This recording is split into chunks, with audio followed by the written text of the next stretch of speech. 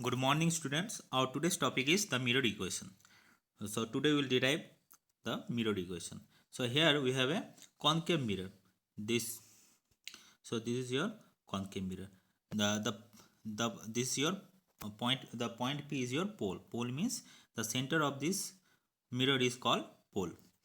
Now F is your focus point. Here is the point F is your focus point, and this distance from F to P is your focal length F, and this point C is your center of the curvature. So the distance between C to P, this distance is your radius of curvature. Now we have placed a point like object at the point O. Yeah. So here you have a point like object. So this distance O from O to P, this distance is your object distance and it is denoted as U. Okay. Now we have to find where our image will form. Okay. Now you know that after reflection, where the reflected rays meet, at that point your image will form. Now suppose the first ray which is passing like this one, it is striking at point Q in the mirror. Now we have to find out the where the in which way the reflected ray will go. Now draw a line from the point C. Draw a perpendicular line from the point C. Okay. So now this line will be your normal line. Why? Because you know that if you draw any line from your center of the curvature, that line is always perpendicular at that point. So this CQ line is your normal line. Now if this CQ line is your normal line, then this angle will be your incident angle theta. Okay, this angle is your incident angle theta. Now you know that if your incident angle is theta, then your reflected angle will be also theta. If your incident angle is 30 degree, then the reflected angle will be also 30 degree. So that means your after reflection, the light will follow this path. Okay. So this is the path of the reflected ray. Now suppose the second ray is which is emerging from the point O, it is directly passing through the center of the curvature. From the it is passing through the center of the curvature C. Now you know that if your incident rays are passing through the center of the curvature, then your reflected rays will follow the same path. That means your incident ray are the rays are second ray is emerging from the point O and it is directly passing through the center of the curvature. So after reflection from this point P, the reflected ray will follow the same path. That means they will go back in the same path. Correct. Now these two reflected rays, this is first reflected ray, this is the second reflected ray, they are emitting at the point I. So at this point your image will form, point I. So this distance, so I is your image point. So this distance from I to P, this distance is now your image distance, and the image distance is denoted as V, small b. Now we'll name some angle. Suppose this angle is alpha, this angle is beta, and this angle is gamma. Okay. Now we will do one approximation. The approximation is we will draw a perpendicular line, this perpendicular line. Okay, from Q to this this line, what is called your principal axis. Now in reality, this much distance P prime is so small then that we can neglect this distance we can neglect the distance P prime or P prime P. This distance we can neglect because in reality this distance is very small. So that means we can neglect this distance. So now so after neglecting, that means now this distance f prime p is your focal length, and this distance from I to p prime is your image distance v, and this distance from c to p prime is now your radius of curvature r, and this distance from o to p prime, this distance is now your object distance u. Correct.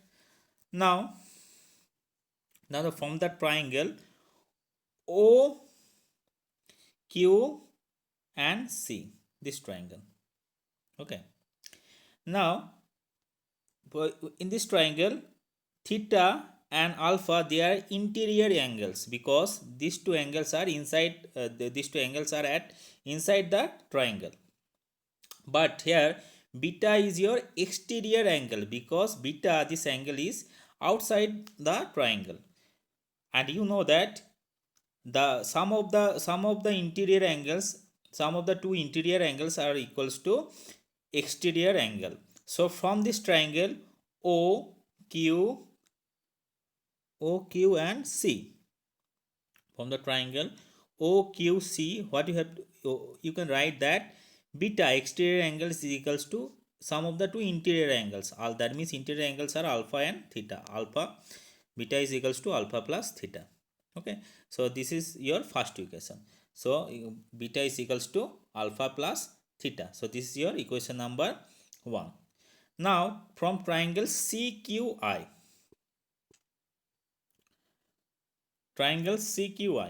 so this is your triangle CQ and I.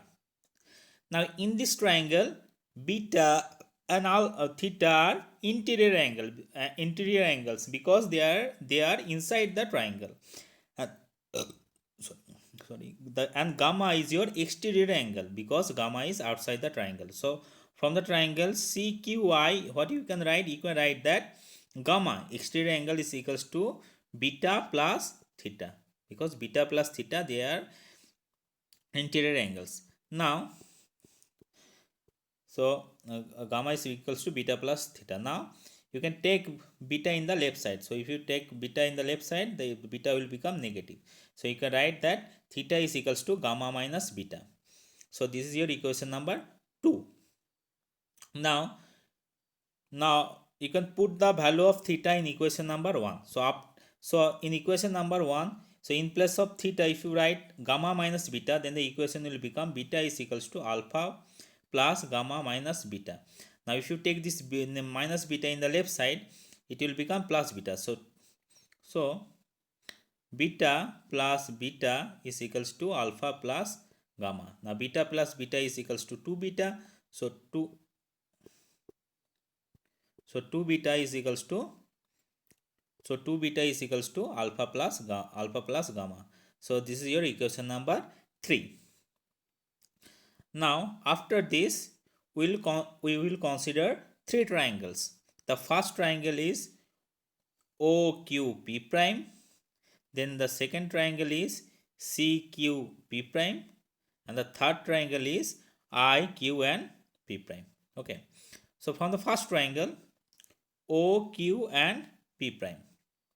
So in this triangle, QP prime is your perpendicular and OP prime is your base, and the inside this angle is alpha. Okay. So from this triangle, you can write that tan alpha is equals to perpendicular. Tan alpha is equals to perpendicular. Value of perpendicular is Q P prime or P prime Q, same thing, by base. Base is O P prime. Correct. Or tan alpha is equals to Q P prime or P prime Q, same thing, divided value of O P prime is actually U because this is your object distance. So in place of O P prime, you can write U. So tan alpha is equals to Q P prime by U. Now we will do one approximation.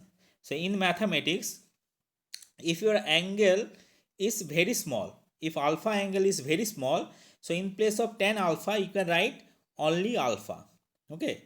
So if your angle is very small, so since alpha, in reality alpha angle is very small, so in place of tan alpha, you can write only alpha. So alpha is equals to q p prime by u. Okay, so we have written this, that so if angle is very small, then